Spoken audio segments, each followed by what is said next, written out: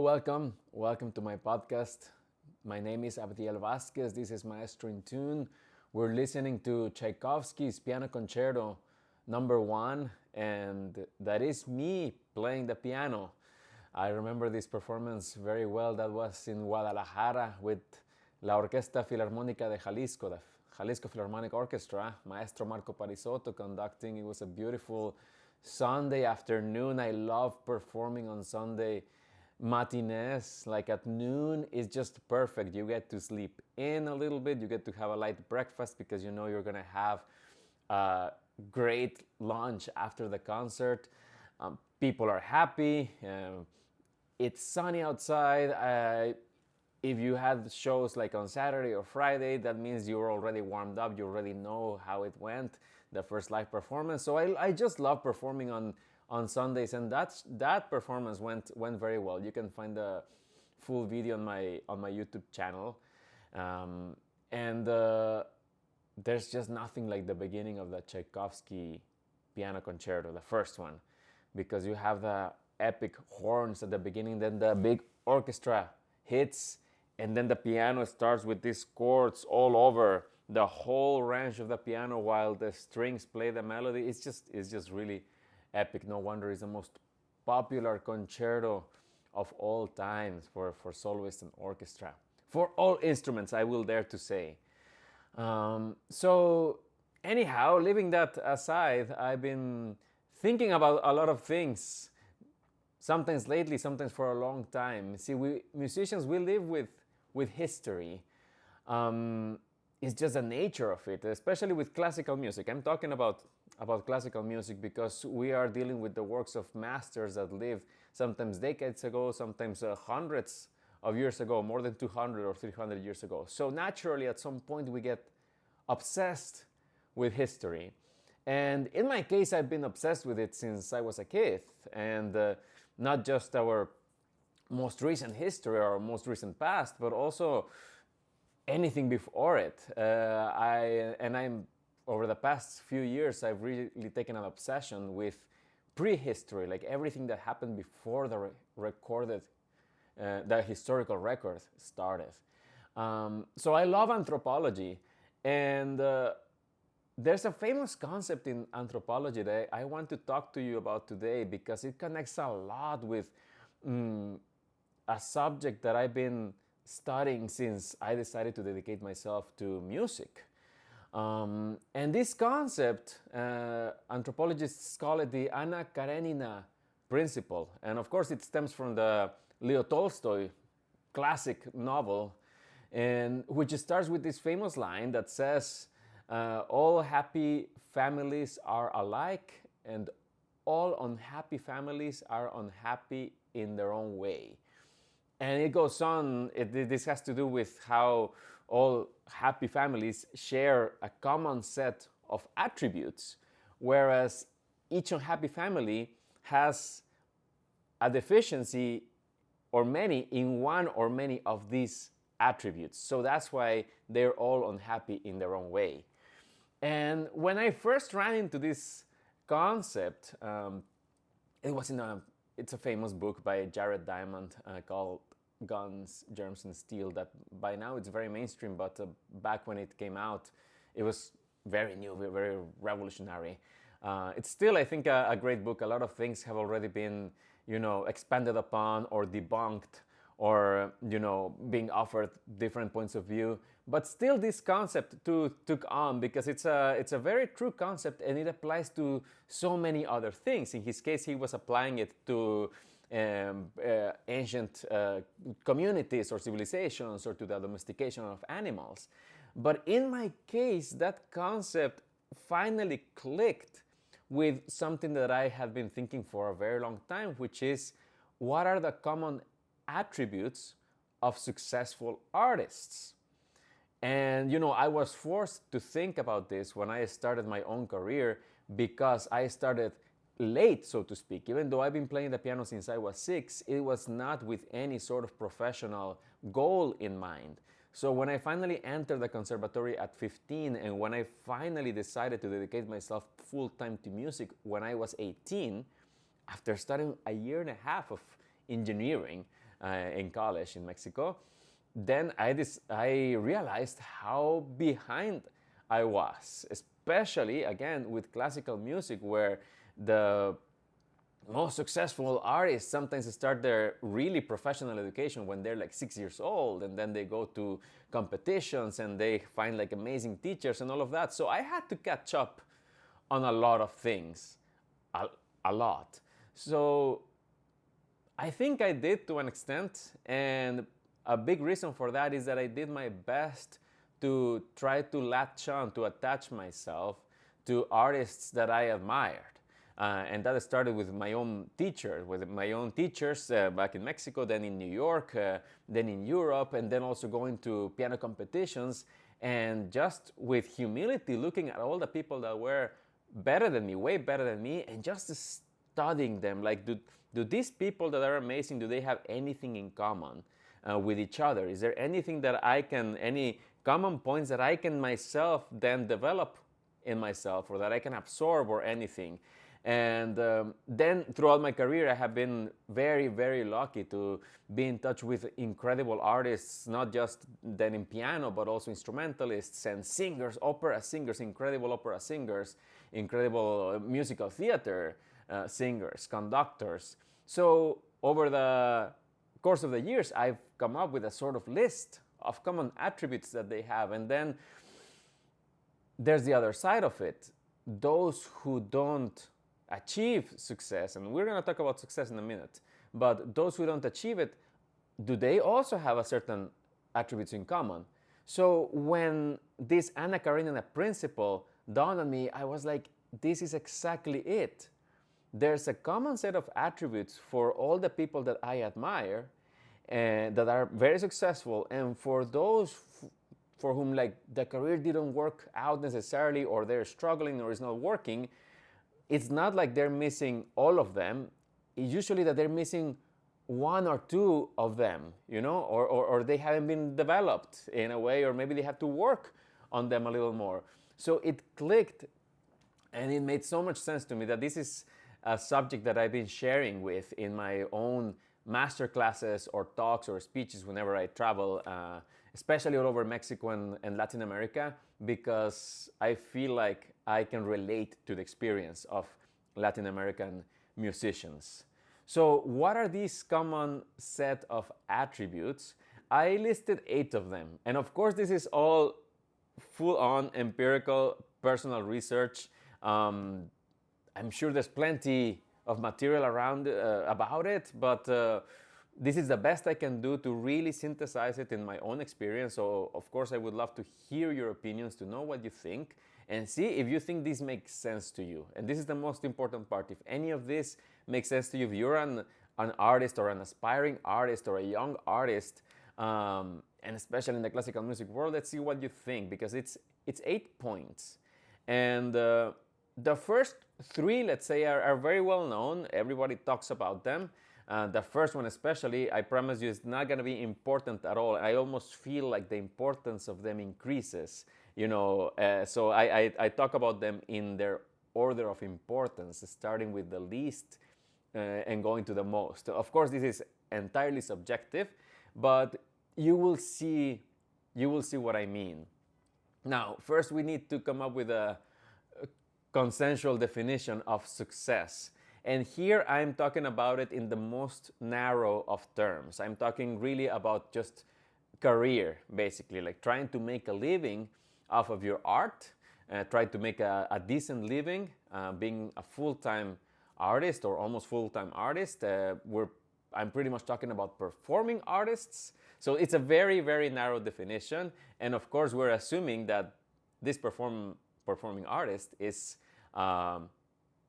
mentally, emotionally healthy, happy with their lives, and all of that. There's balance. So of course, it's a very idealistic view of success, and very simplistic, so to speak. But I'm going to stick to it just for the purposes of this speech. And then, of course, every particular case has its own set of nuances and variations on all of this. And it's a question worth a whole nother episode to talk about what really constitutes success and what it constitutes for each particular individual. But in this case, with the narrow definition that I just gave you, what are the attributes that artists have in common? So I will start with the first one, and the first one, it's very obvious, and you will know it the minute I say it, and that is talent. Okay, any person, any big artist that you see having any kind of success, of course, that they are talented. And does talent, or does such a thing as talent exist? Definitely. If you've ever taught little kids, or if you ever talk to any professor, any teacher that teaches, let's say, music to little kids, they will confirm to you there is such a thing as talent. And of course, if you're a young artist, if you're going to college or to any sort of a school, a conservatory, and you're surrounded by other young artists or aspiring artists, you will probably notice that there are some people that just seem to have a lot of talent, either a wonderful voice or just a wonderful facility for their instrument, or whatever it is. But you can detect those people right away. Oh wow, that person is so talented. And we don't question that. We know it exists, like a famous like a politician said a long time ago here in the US, you know it when you see it. But that's only when we look at it like from a distance. Once we start looking at it closely, what really is talent, then things get very, very murky. Because what are we really talking about? Even if we go to just the piano, which is, let's say, my field where I started, what is talent really? Is it the ability to sight read? Is it the ability to play scales, with a facility that you don't need to practice that much? You can play octaves. Is it having a perfect pitch? Is it having the endurance to practice 8 hours a day? Or is it the fact that you don't need to practice at all? What is talent really? And the reality is that talent is a lot of things. That's why I put it here in the first place, because it is not as important as it seems. It's very flashy, especially at a young age. That's the one thing that everybody notices first. Why? Because none of the other elements are there yet. So the one thing that springs up and that makes teachers very excited is when a talented student comes. Well, because it doesn't take that much work, So what is talent? Usually is just a facility, a certain natural skill at something, and that something can be very varied. There's lots of them, and probably all of us, not probably, definitely all of us have different degrees of different talents. And once we become aware of that, we realize that it just means that for certain things we have to practice more, and for other things we don't have to practice that much compared to others.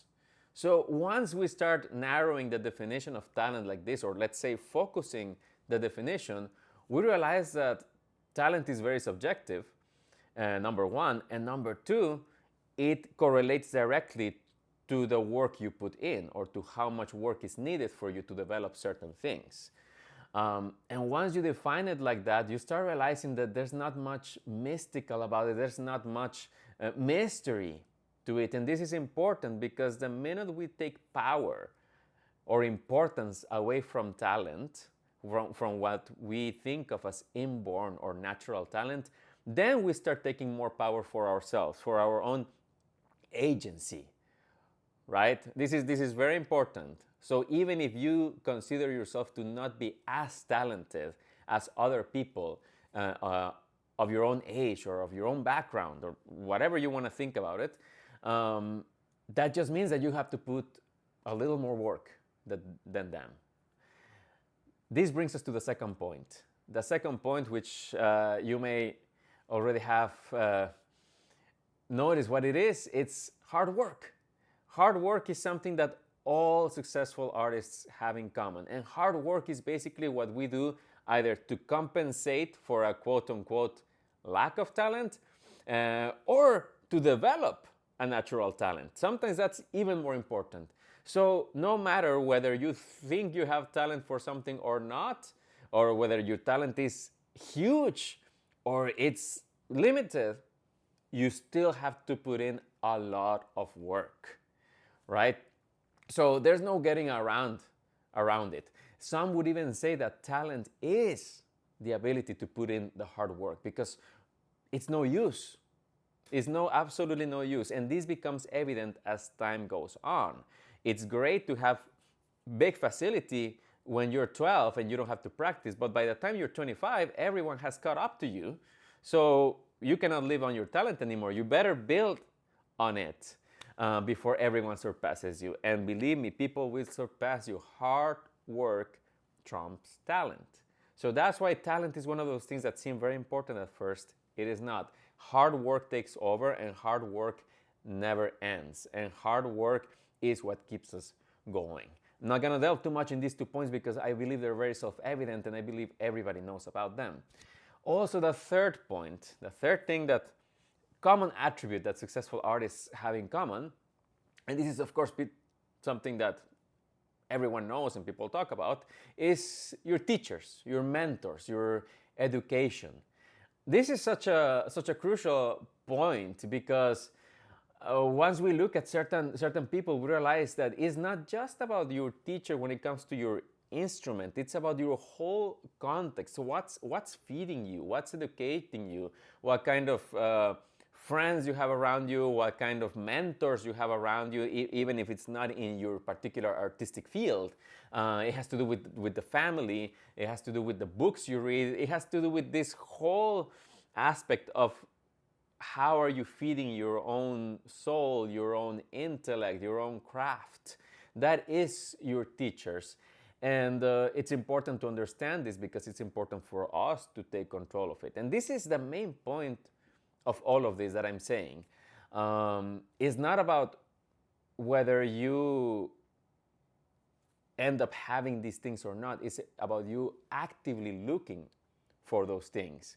So we are responsible for who our teachers are, okay? And we can tell, and this is worth a whole nother episode, and we will have a whole nother episode to talk exactly about what makes a good teacher, how do we find a good teacher, how do we know if that teacher that has a great reputation is good for us, or how do we know if a teacher that maybe doesn't do much to tout their own toot their own horn, you know, but maybe they're exactly the teacher that we need. There's so much to talk about it, but teachers are key. So we talked about talent, hard work, teachers. Now, the next 2 points, this is where we start getting into territory that's a little bit less explored. People don't talk about it that much because to an extent we all like to take credit for our success. And there's 2 elements that are a huge part of it, but usually people don't talk about it that much, okay? So the one that I put as number 4, and that will also deserve a whole nother episode, is money. Oh my God, money. Money is a big part. And in this case, I'm gonna talk specifically of the field of classical music, whether you're an instrumentalist like me, a pianist, or I'm also a conductor, or whether you're an opera singer. This education, I mean, just to get started, just imagine the cost of a piano, imagine the cost of music lessons, what it costs to really like have lessons in solfeggio, in history, in harmony, in counterpoint. Anyone that has been to college in the US knows how expensive it is, and anyone who has ever had to pay private lessons anywhere in the world, this is an expensive career. And we're just talking right here of the education part. Go forward to like the cost of doing the competitions. If you're a pianist, you have to do competitions all over the world. And if you don't live like in the middle of Europe, believe me, traveling gets very, very expensive. And even if you were to live in the middle of Europe, still there's a lot of money involved. So much money that this career costs. And that sometimes we don't see it, and sometimes we don't see how much money was a part of successful artists' early life or current lives.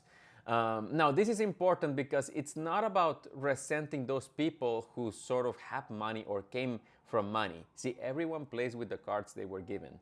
This is about just knowing that this is a reality and then adapting our own selves to strive for this, right? So if you are not born in a rich family, you better very soon get rid of this dream that you're gonna work your way towards education. You don't need any support. You're just gonna work, teach lessons, support your own self, and then hopefully you're gonna be discovered by someone and make a big career.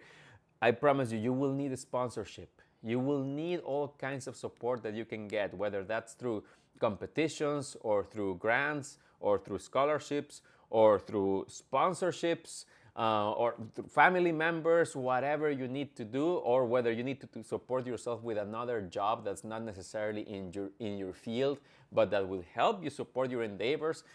All of that is part of it, and it varies according to each individual situation. But if you don't plan in advance for it, it's gonna catch you by surprise. So the younger you are, the younger you're gonna start having to think about money and plan about money. Now, this is a whole episode because, of course, we need to question ourselves the role of the arts, something that's so invaluable and something that's so human, in capitalism, which is basically a system, this commercial economy that basically puts quantity values on everything. So a lesson that you teach for $100 or that you pay for and that was $50 or $100 is equivalent to a bag of groceries or to 10 haircuts or to 50 rolls of toilet paper. So that's why this contradiction is so difficult to think about money when it comes to the art, because we don't like to think that we can be quantified, that our art can be quantified, or that our education can be quantified, or that the experience of just going to a competition and playing, even if you don't win, can that be quantified? All of that is invaluable. But just for the sake of our career, since we live in this real world, not in an ideal world, we have to start thinking as little entrepreneurs. We are our own business. We are artists incorporated, and therefore we need to start to think about how we're going to invest in it, on the development of the product, on the marketing, all of that as if we were little companies. So we need to add to our very idealistic artistic pursuits also very real talk about what it means to be a little business, a mini business, a personally owned business in this world.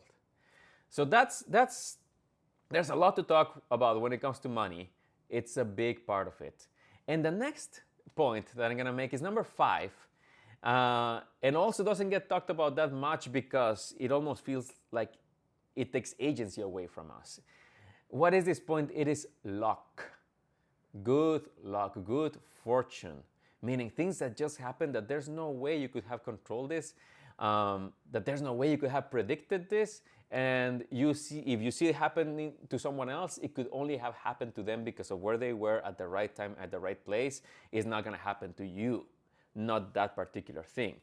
Now, this is important because all great artists have some, or at least one, if not many, good luck stories throughout their life of they were performing here and then this one agent happened to be there and be like, I'm exactly looking for that, or there was a last minute cancellation, or infinite things. And this is the point that I want to make with luck, because it might seem like, well, if I need like a strike of good fortune to make a career, it looks like very unpredictable. Like, how can I make that happen? Well, this is how I want to think about it and believe it, because this is what I've seen in all these artists that I admire, and also on my own life.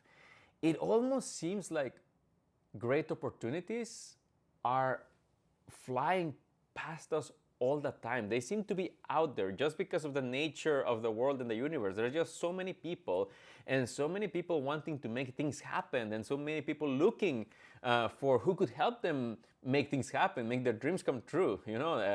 People keep paying to go see concerts, to go see live artists. So in a way, all you need to do is put yourself out there and be prepared.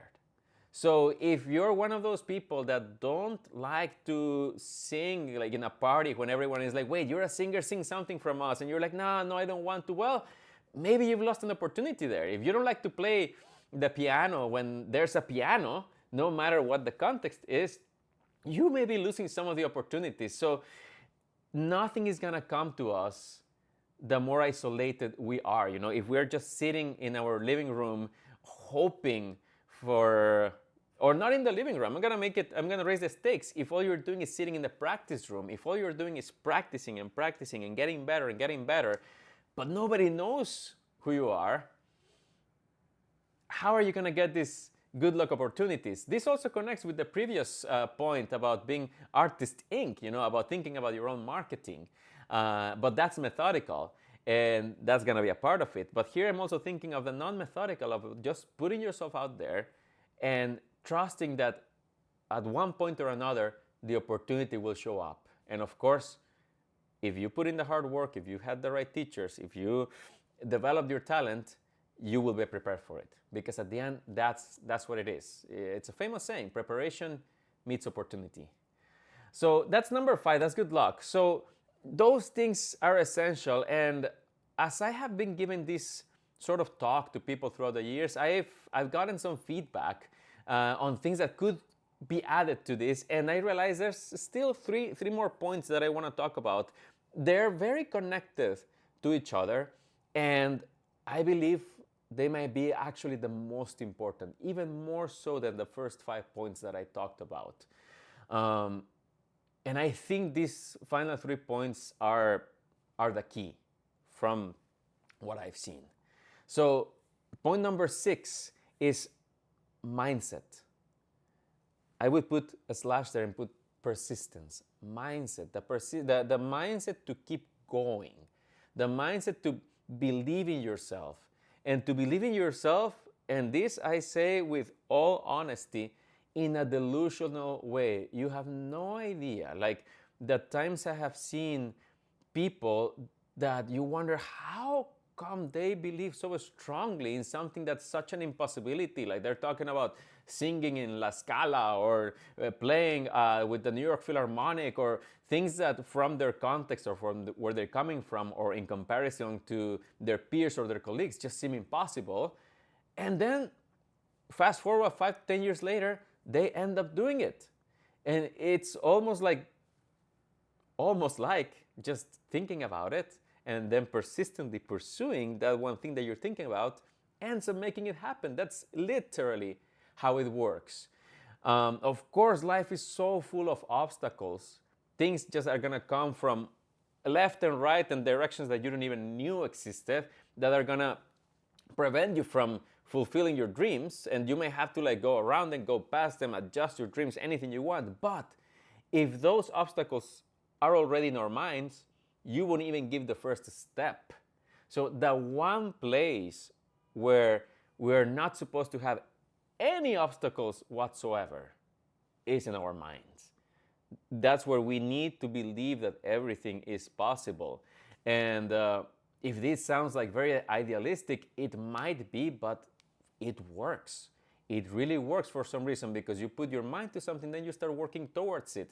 And this is the thing. It's not just, and that's why it's not just delusional, because it comes with all the other elements. Of course, it's useless to think that you're going to sing in La Scala if you never put the work in it. If you don't have the development of the talent and the hard work and the teachers and the money and the looking for opportunities, if you don't have any of that, well, then indeed you might be delusional. But if your mindset makes you pursue all of these things so that you can fulfill your goal, then you're on to something.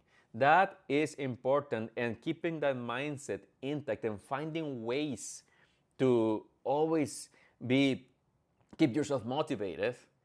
This is also worth a whole nother episode, because how you keep yourself motivated, how you persist is a big part of it. It's not always going to be the same. Always have to be finding different sources of motivation. Why? Because there's going to be always different ways in which life will try to like crush your dreams, crush your souls, and you have to keep going, race from it. And sometimes you're going to find that motivation in your teachers, sometimes in your friends, sometimes in inspiring biographies, sometimes by listening to recordings, sometimes by going to a concert, sometimes by just going out in nature, sometimes thousands of ways to replenish that well of motivation that gives you the will to persist, the mindset to just keep believing in yourself. But this is important. If you don't believe in yourself, people most likely won't either. Now, this is not a rule. Some of us have been very lucky to have found mentors that believed in us before we even believed in ourselves, or saw our potential before we were able to see it. If you're lucky enough to find those, latch on to those people. And always, in general, and this I've learned from my mentors, always latch on to people who believe in you. That's important. But first and foremost, believe in yourself. Now, the last 2 points, the seventh one, it's important because it could even expand beyond making an artistic career. But right now I'm sticking to it. I'm sticking to success as a performing artist. And this seventh point is flexibility. You have to leave some room for change. Yes, you trace a dream. From the dream, you trace backward the steps you need to take to fulfill that dream. But if in the middle of the way, you realize that that dream may not be tenable in the way you thought it was going to be, or you realize that other roads start opening for different opportunities, explore that. Give room, leave room for change. And sometimes we may prevent ourselves, we may close some doors to us by being so attached to a particular dream. Say, for example, is like someone who wants to be like very badly a concert pianist, but there's a whole another opportunity to work in the opera field as a collaborator, as a coach, or as a conductor, or as a chorus director, or who knows. There's so many options that, as long as you open your mind and you don't necessarily obsessively attached to a childhood dream. And this requires huge intuition, because in a way it almost contradicts the previous point, the point of persistence. The reality is that they both work together, the persistence and the flexibility. And that has to do with getting to know yourself, because we change. So as we change, our dreams change, or our motivations change, or our willingness to do certain things, certain sacrifices changes. So that flexibility is going to be key, especially as we get older, as we reach 20, 25, 30, 35. We are not the same people. So leave room for change, leave room for wonder, for opportunities. The career that you choose when you're 18, 19 does not have to be the career that you have to follow for the rest of your life. That's an absurd idea. You're just starting, and you can always pursue so many other things. Life is so rich. Life is so rich and full of different opportunities.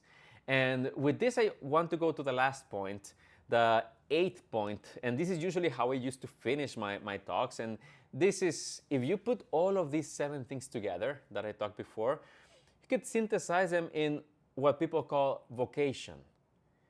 Yes, it's almost like a calling that you feel, that you don't see yourself doing anything else. And here I'm going to talk first very narrowly about being an artist. Being an artist is very, very hard. And if you are in the arts, if you're a performing artist, you know exactly what I'm talking about. It's very hard. It's an everyday questioning yourself, whether you made the right decision, whether you have what it takes, whether you will have what it takes, whether in 5 years you're going to be able to still be in it, whether you're going to stay relevant. It's so many things that I've heard people say this, and sometimes I say it myself, that if you see yourself doing anything else, please go and do that other thing. So that's what vocation is when you don't see yourself doing anything else. When even faced with all these potential obstacles and all these sacrifices that you have to make, you still like, no, but I need the music, I need the arts, that in order to just maintain my sanity, in order to survive, in order to be alive, in order to want to be alive. So that is sometimes feels like a curse. It may be a blessing in disguise. Well, that's what's going to keep you going.